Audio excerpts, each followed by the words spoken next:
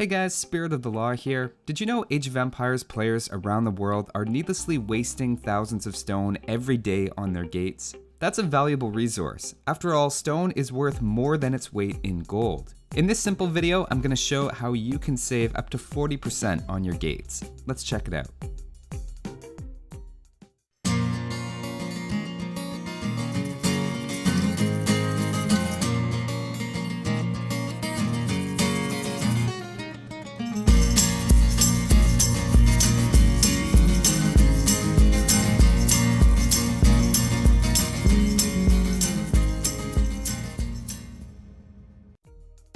Before I start, I do want to point out that this is not a tutorial, because you could probably justify any method by one argument or another. And instead, I'm going to present the possibilities so you can decide which one to practice and make your own. Of course, the whole issue comes down to not being able to easily rotate gates. Gates by default orient so that the villagers can walk through it either to the northwest or southeast. There's currently no option to rotate except to line up the gate with an existing wall.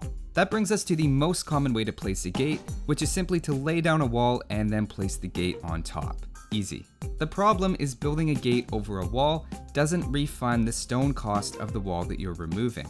That means the gate here is essentially costing 50 stone, 30 for the gate itself, and 20 for the 4 pieces of wall that were erased. This is true even if you haven't started building the wall yet. Now that's a waste of stone that definitely adds up, but on the other hand, it's probably the fastest way to do it. Let's see what else you could do instead though. The second option would be to put down a gate first and then put the wall afterward. In that case, you don't lose the extra stone because a wall won't go on top of a gate. But now we're back to the issue of not being able to easily rotate it. That might work if we want gates in the default direction, but it won't always make sense to do them that way, so this isn't a perfect solution. Making oddly shaped zigzag walls to accommodate your weird gates also leads to a bug where they can disappear. This happens if you try to build in the 2 tiles directly in front or behind a gate. You can see whichever construction is started first erases the other. The best way to avoid this is to make sure you don't leave any kinks in your wall anywhere near a gate. And while we're on the topic, another gate bug is that the diagonal gates allow you to place extra walls on their edges, though those don't affect the final strength of the gate, so there's no point in doing them and wasting an extra 10 stone and building time. It does mean those gaps allow units to walk over your partially completed diagonal gates though, so they're not very good for quick walling. There are other options though. Another option would be to start the wall, line up the gate and put it down, and then continue the wall afterward. Again, this leads to no loss of stone, but this time, for a bit of work, we can actually get all of the different angles. As an example, for these 3 gates, I saved 60 extra stone for maybe a couple of seconds effort. That's not a bad trade. Yet another way is to remove some of the wall before putting the gate down. You can delete up to 4 stone wall pieces, saving you anywhere from 5 to 20 stone per gate, depending on how much you delete.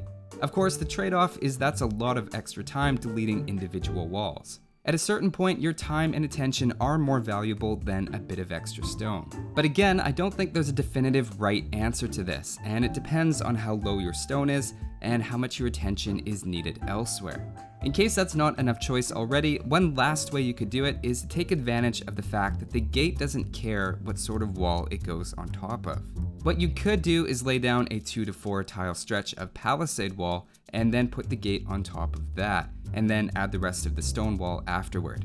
In this case, you lose between 4 and 8 wood, but that's generally less of a problem than wasting stone. Again, the main downside is the extra micromanagement it takes, though it's pretty quick if you're good with your hotkeys. Both types of walls and the gate itself are definitely things you want to have convenient hotkeys for.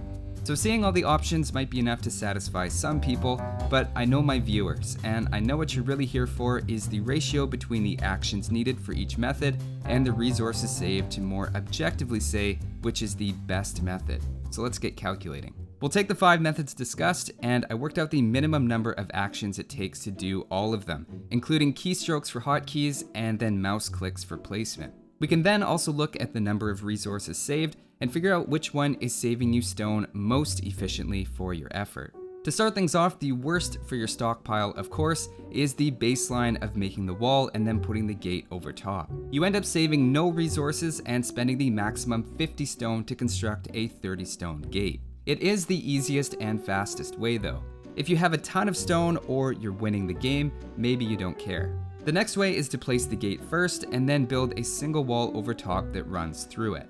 The 7 actions here are 2 mouse clicks, or preferably keystrokes to select the gate, 1 action to place it, 2 keystrokes to select the stone wall, and then 2 mouse actions to start and end the wall.